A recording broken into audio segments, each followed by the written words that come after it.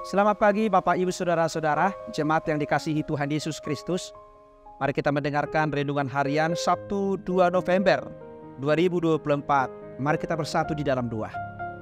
Kasih karunia dan damai sejahtera dari Allah Bapa kiranya menerangi hati dan pikiran saudara-saudara di dalam nama Yesus Kristus Tuhan kita. Amin. Saudara-saudara, renungan harian untuk kita tertulis dalam Yesaya 50 ayat 4. Tuhan Allah telah memberikan kepadaku lidah seorang murid, supaya dengan perkataan aku dapat memberi semangat baru kepada orang yang letih lesu. Setiap pagi ia mempertajam pendengaranku untuk mendengar seperti seorang murid. Saudara-saudara, lidah dan telinga adalah dua organ tubuh yang penting dalam kehidupan manusia. Lidah digunakan untuk berbicara dan telinga untuk mendengar. Fungsi lidah sering melenceng, mencerca, menghina, mengejek orang lain, bahkan mengadu domba, memprovokasi sehingga terjadi perpecahan di antara sesama manusia. Demikian juga dengan telinga. Bila digunakan dengan benar dan akan mendengar sesuatu dengan jelas, kenyataan yang ada di sekitar kita, sehingga bisa kita memberitahukan perkataan kita dengan baik dan benar. Karena itu saudara-saudara, biasanya kita berbicara antara murid dan guru sering nampak dalam kehidupan di sekolah. Biasanya yang banyak berbicara adalah guru dan tugas murid adalah mendengarkan. Lalu mengapa di sini justru dipakai lidah seorang murid? Seorang murid mengatakan persis seperti yang diajarkan oleh gurunya. Ini menunjukkan ucapan yang tepat seperti yang Mesias dengar dari Allah, yang didengar dari telinga seorang murid pula.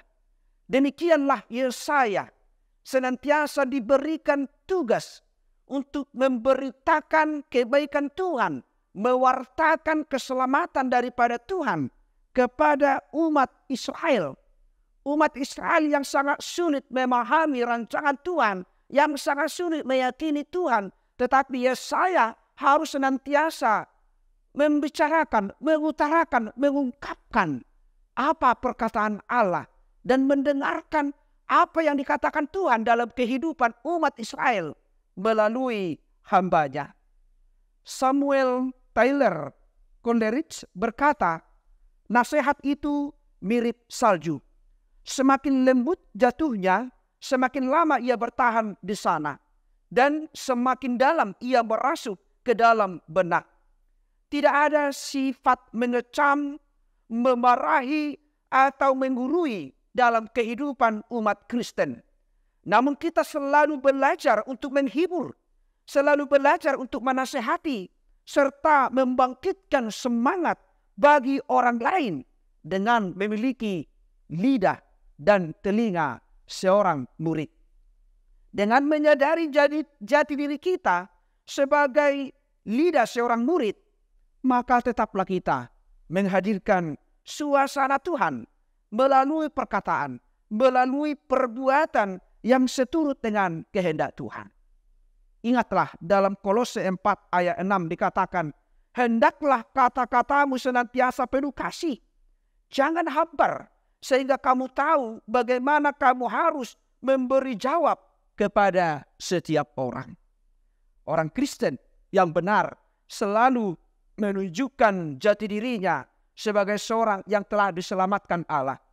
Orang Kristen yang benar ketika kita mampu seperti Yesaya yang senantiasa selalu menghadirkan perkataan Tuhan di tengah-tengah umat Tuhan, supaya umat Tuhan jangan jatuh di dalam pencobaan, tetapi senantiasa diingatkan akan keselamatan yang Tuhan perbuat di dalam umatnya.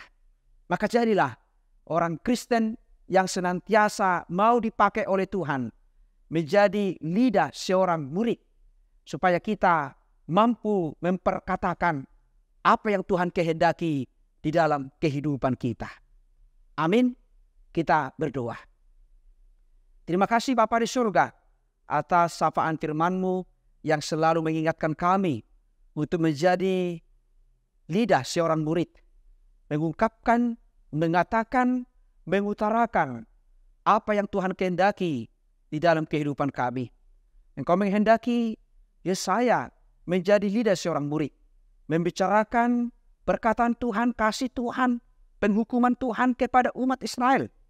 Demikian juga Engkau menghendaki kami menjadi lidah seorang murid untuk senantiasa mengutarakan kebaikan Tuhan, kasih Tuhan dalam kehidupan kami. Berkati jemaat-Mu Tuhan. Jadikan kami sebagai murid-murid Tuhan. Jadikan kami sebagai lidah seorang murid yang selalu menghadirkan kebaikan Tuhan di dalam kehidupan kami, di tengah-tengah kerja-Mu. Berkati kami Tuhan.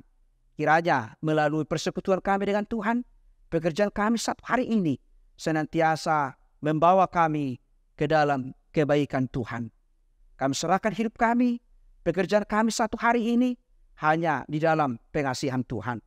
Ampuni kami Tuhan dari segala dosa-dosa kami, supaya kami layak menerima berkat-Mu. Terimalah doa kami ini yang kami sampaikan di dalam nama anak-Mu Yesus Kristus, Tuhan dan Juru Selamat kami. Anugerah dari Tuhan kita Yesus Kristus, kasih setia dari Allah Bapa, dan persekutuan dengan Roh Kudus, kiranya menyertai dan memberkati saudara-saudara hari ini sampai selama-lamanya. Amin. Jemaat yang dikasihi Tuhan Yesus Kristus, selamat pagi, selamat berakhir pekan. Tuhan Yesus memberkati. Shalom.